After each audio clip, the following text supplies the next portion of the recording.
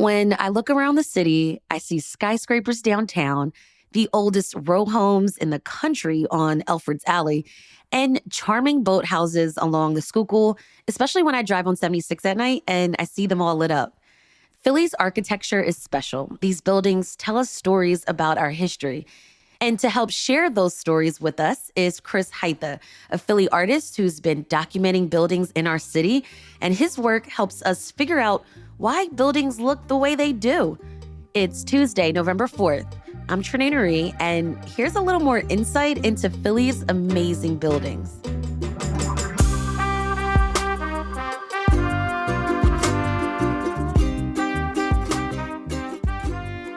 Chris, you take some stunning photos of buildings. It might seem basic, but these buildings are not basic.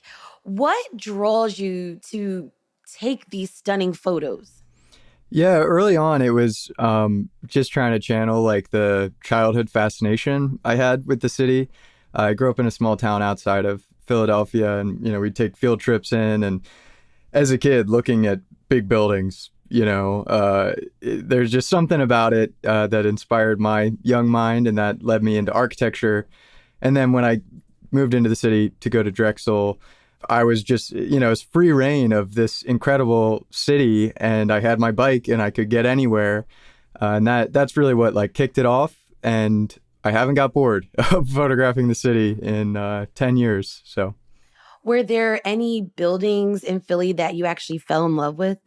Yeah, the Philadelphia City Hall is an obvious answer. It's incredible. Just the detail, the height. At one point it was the tallest freestanding, or I believe it's actually still the tallest freestanding masonry building. But back in the day, it was the tallest building in the world. And, the more I've studied buildings, the more I respect the people that were designing and building them. And when I see the statue of William Penn, there's a photo in City Hall, you can probably find it online as well, of the guys that are about to install that statue on top of this, at the time, tallest building in the world. And the statue's 38 feet or something. And their ambition and their aspiration was just so grand. Who would have that thought to make such a big statue? And then back in 1890, how do you hoist that thing up to the top? I don't get it.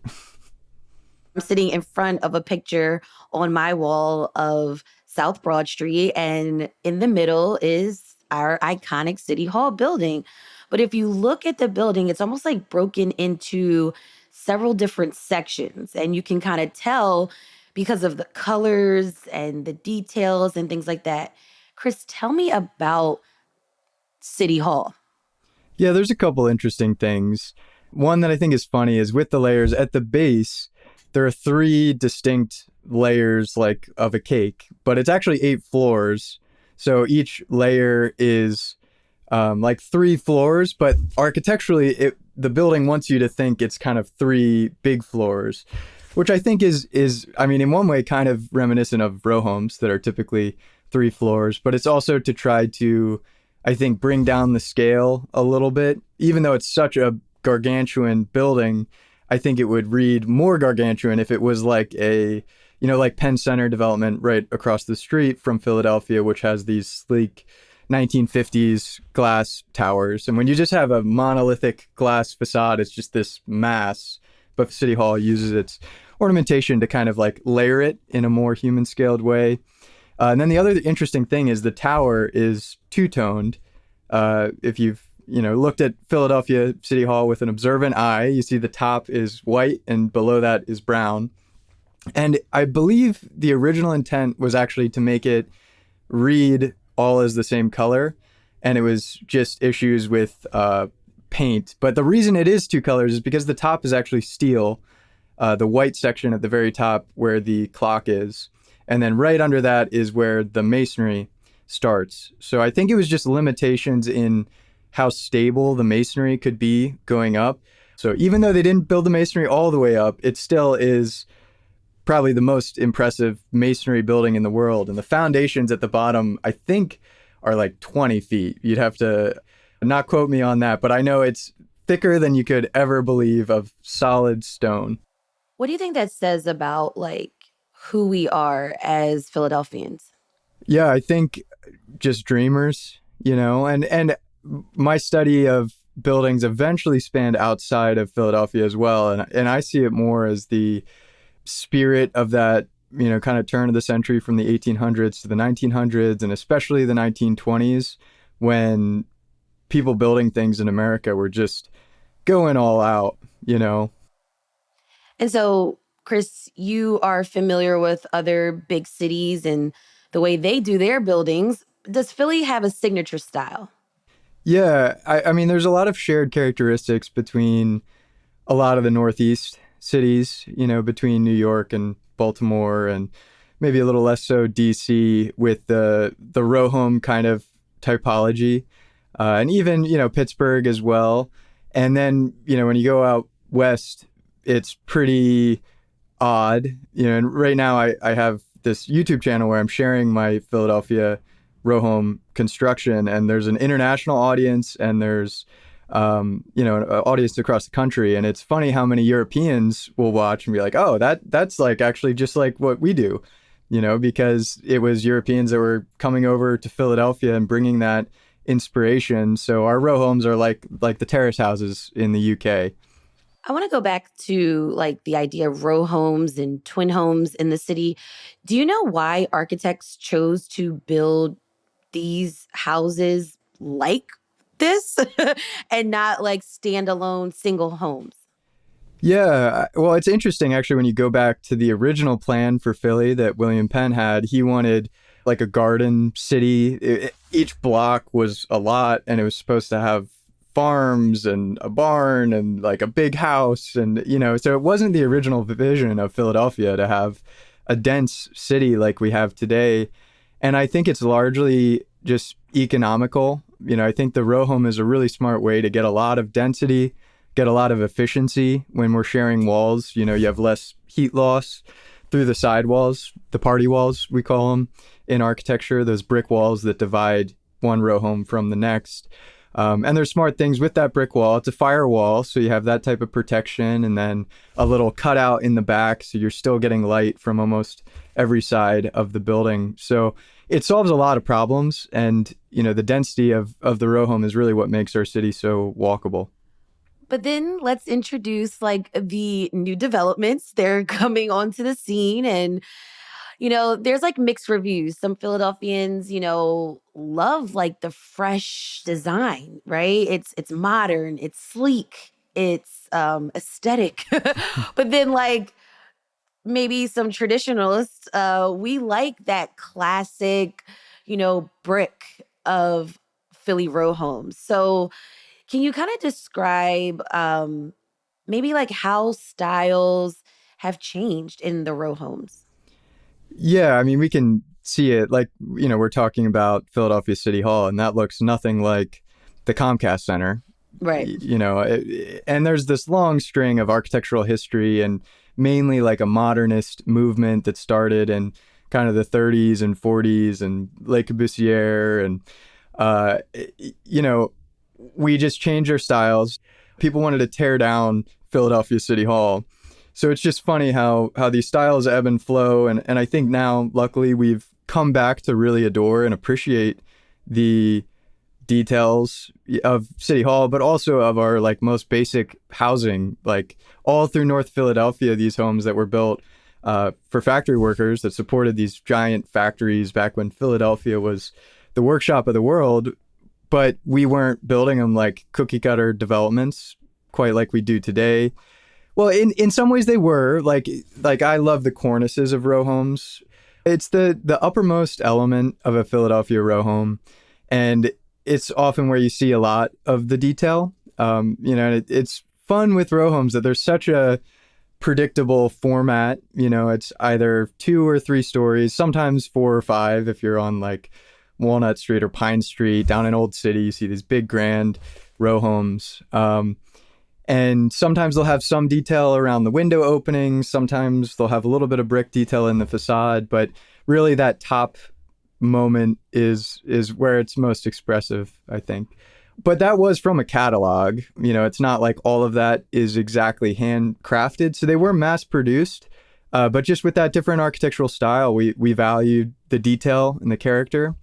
Today, I think it's fine. A lot of it, unfortunately, is more budget constricted. I think the big difference back in the 20s when there was a big building boom in the Philadelphia row homes, a big thing is just cheap labor, like brickwork. And you see this incredible brickwork across the city, but it's just not economically feasible to have someone laying every single brick. Instead, we go towards these prefabricated panels, and this helps for a lot of reasons to do quality control within a factory building, a big wall panel, etc. But the good thing, we can dislike we call them 1/4s, those typical developer buildings, but we're always going to need more housing. And if we can build it affordably, then hopefully we can rent it more affordably as well. So no complaints there.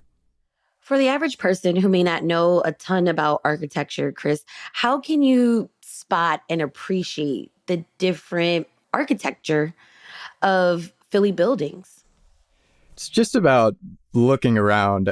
Like one of the things I really love about photography, and I would definitely encourage anyone who has an interest in it, even with their phone, to start taking photos, because it very much changes the way you see the world. And it was really through photography that I was able to appreciate architecture more, because you're then thinking about light and thinking about details, and you just become a much more active observer of the world. When you're walking to work, you can be preoccupied by, the tasks at hand or what's going on or in your own head.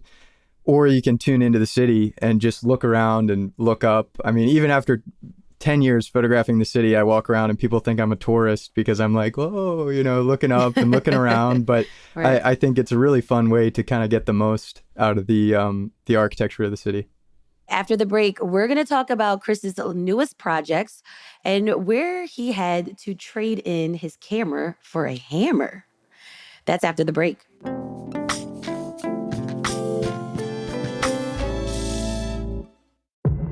Filler Club is Philadelphia's best kept secret. It's the only place in the city where you can work out, and socialize all under one roof. Right in the heart of Philly, across from 30th Street Station, Filler Club is a private membership club built for modern city life. With multiple co-working spaces, more than 50 businesses on site, and a state-of-the-art fitness center featuring 2 full floors, personal training, an indoor pool, golf simulators, and even a cold plunge. You'll find everything you need to thrive. Visit fillerclub.com to learn more and apply to become a member. Discover why Filler Club is Philadelphia's best kept secret for work, wellness, and connection.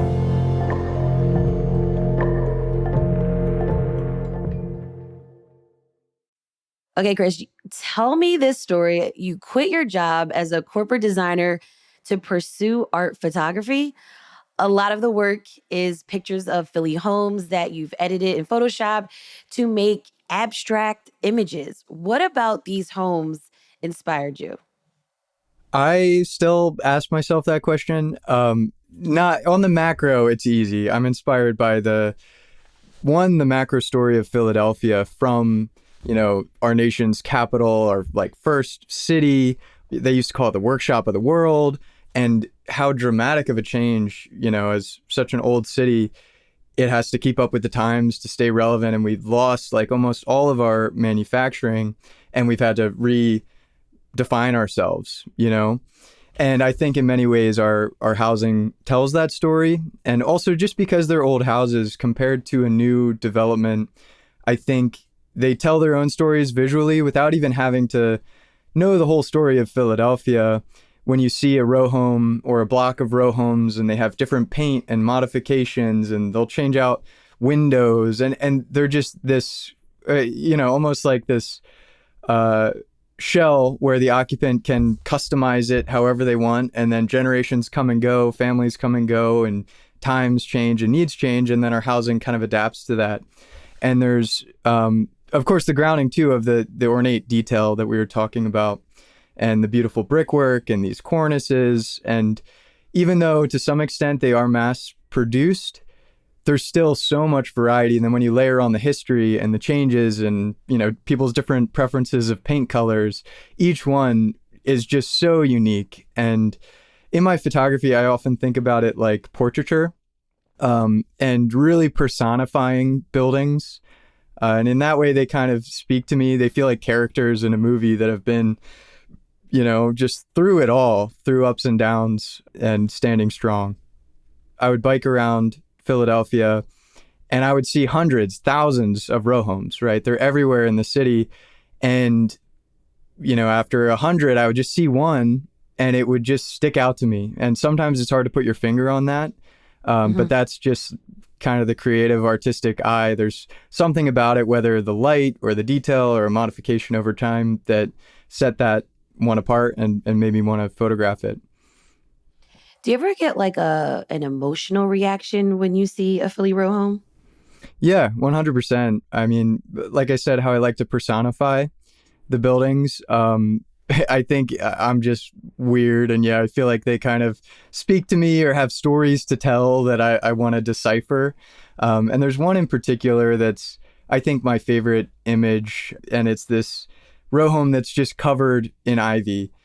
So it has the shape of a row home and kind of, you can make out where the windows should be and a little bit of the windows, but more or less it's just entirely grown over. And it just feels like something from a Pixar movie, and it makes you think, like, how did it get that way? Why is the ivy growing like that? When's the last time someone lived there? Like, there's just such a story and such a curiosity. And when I see a row home like that, I just get full of those types of questions.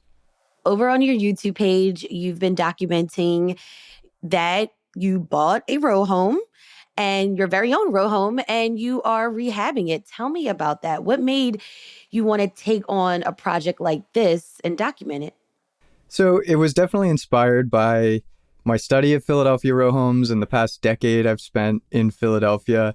I love the city. I knew I wanted to stay in the city. So, oftentimes the next step is to try to be a homeowner. And I felt with my architectural background, I was especially suited to try to renovate an old home that really needs some love. So I bought pretty much the cheapest home I could find that I would find later on.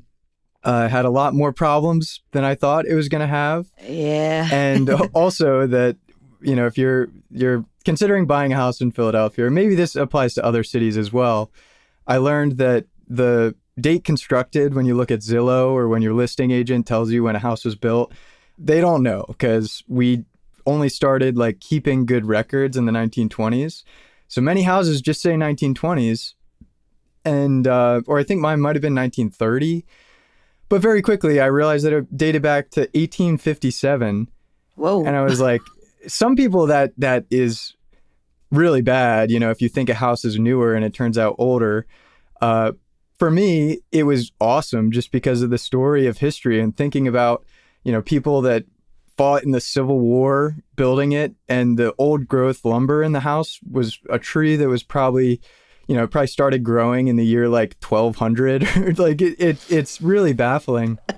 And as I've taken the house apart, one, the age shows because the bricks are crumbling, the wood is termite damaged and dissolving.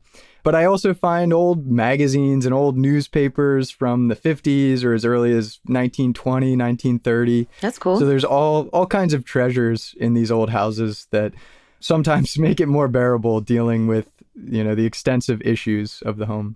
Do you regret the choice you made? No. And I was foolish in waiving inspections when I bought the house. Maybe a little overconfident or naive, with my architectural background. I thought, I can see what's going on here. And I planned to, renovate all the systems. So I didn't worry about someone inspecting the electrical, plumbing, or the radiator system. But what I didn't realize is the extent. I saw that a floor was sagging here or a little bouncy there, but it wasn't until I opened everything up that I realized how extensive it was. But in the grand scheme of things, I do not regret it. Even though it's a terrible financial decision, it should have been a disaster. And I'm glad I was able to save someone else from making my mistake. because the audience on YouTube has been super supportive, super kind, and also an additional income stream. And without it, I would be way in over my head because the project is 3 times as expensive as I thought it would be. And the other thing is, being young, if I knew what I was getting into, I would have skipped. I would have not bought this house. I would have bought another one that needed less.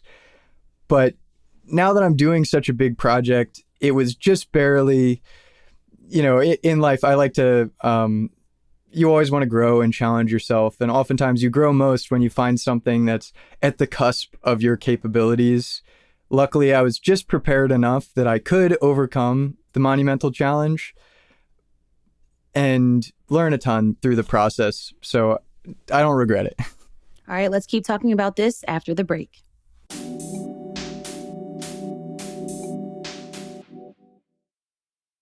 It sounds like you are learning about the homes and the homes are learning about you. It's like this relationship here. It's pulling at some type of emotional heartstrings for me. Mm-hmm. And I feel that every time I go to work. And again, it's so interesting to have this audience on YouTube. It really changes the dynamic. And without it, I would feel very alone. I would feel very frustrated. In a lot of ways, it's therapy that I can show these issues that I'm dealing with and kind of offload it to people online. But yeah, week after week, I think I'm done and I'll find something else. Like just last week, I was like taking off baseboards, prepping to paint, and then I realized the masonry at my facade was all crumbling. So I had to get my reclaimed bricks from my backyard. I have a giant pile of bricks that I've saved and had to patch in a bunch of bricks and ship them out. And it took the better part of an afternoon. And I've plastered walls. And whenever I'm doing that, I also get reconnected with the original builders. And I think about the crew of guys that was here laying these bricks 167 years ago or 68 years ago. Do you think that's changed who you are with your Philadelphia identity? Yeah, I think it makes me more connected for sure. And it's one thing to, appreciate these old houses we have across the city from afar. And it's easy to criticize developers when you see some renovations and it feels like they stripped out the character or that it's just a new house inside of an old one and it feels a little hollow. But once you start to do it, you gain such a perspective of just what it takes. I've learned the hard way what it takes to save materials. So it's just a monumental effort to save these houses. And you realize very quickly why some developers choose to just demolish an old structure and build new, because that's oftentimes the path of least resistance. But interesting. At the same time, I'm fortunate and glad that I do have this opportunity to learn so much about the old home. If you demolish it, I would never see these issues. I would never see where the bricks are deteriorating and why. So I think going through the process, you can learn a lot about how these buildings were built. Well, Chris, how do you kind of think about major buildings in the city that are going through a process of being reimagined? And I'm thinking about the Roundhouse, right? That's the old Philadelphia police station, or down in Market East, the Wanamaker building. What do you think should happen to these once, busy, prominent buildings that are essentially empty and not used as much? Yeah, I think that's the fun part about architecture. In a lot of ways, architecture is solving problems. And nowadays we try to build with some adaptability in mind. And it's an even bigger challenge, a building like Wanamaker that was built for a very express purpose, when department stores were all the rage. And now we're tasked with reinterpreting it. Like how does that change to apartments or to another type of retail or whatever it might be? And I certainly don't have the answers, but I am confident that some great designers in Philadelphia will figure it out. Because oftentimes reusing these buildings, especially Wanamaker, it's like I hope not. I hope no one's considering tearing it down and building new, And going back to how developers with a home would typically tear it down and build new, it might be more financially feasible or less of a problem to tear a building down and build a new building for a new purpose, but it's always going to be more sustainable to use what we have and try to reimagine it. So yeah, I hope that the Wanamaker building has a long, bright future ahead of it. Yeah, and when you were talking about tearing a building down, I just thought about just like how emotional we tend to get when we see maybe a new development hiding a mural that we've kind of come to love, and or a building that we've come to love be taken down, because so many memories are like built into that building for us. Mm-hmm. But I want to talk about the future. And Chris, do you see any new trends in Philly architecture that you've been noticing lately? It might be bias on my part because I've done a study of Philadelphia row homes and loving just the architectural detail of them, which is now kind of gone or different. And I've also studied Art Deco skyscrapers from a similar time period in the 1920s. And I say maybe it's biased because maybe it's just what I want to see. I want to see a resurgence of this type of detail and craftsmanship. And I see a pathway there with modern CNC routing or laser cutting or 3D printing. Like, we can't do that stuff now because it's much more, the labor is much more expensive and the material's much more expensive. It's cost prohibitive.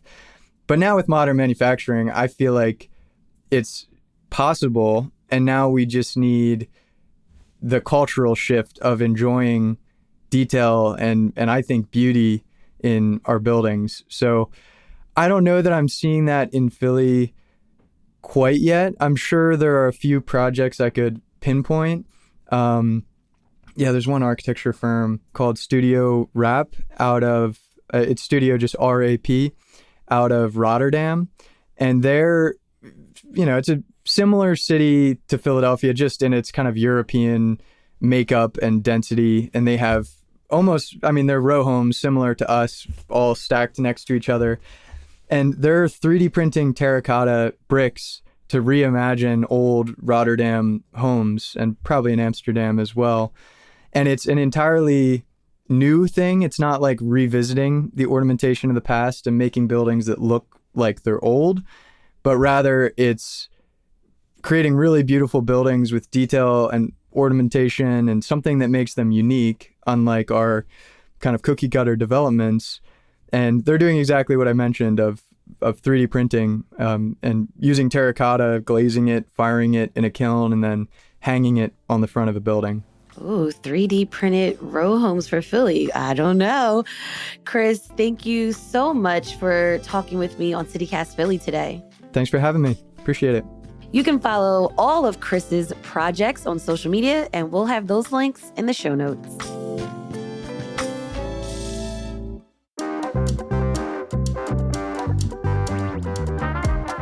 That's all for today here on CityCast Philly.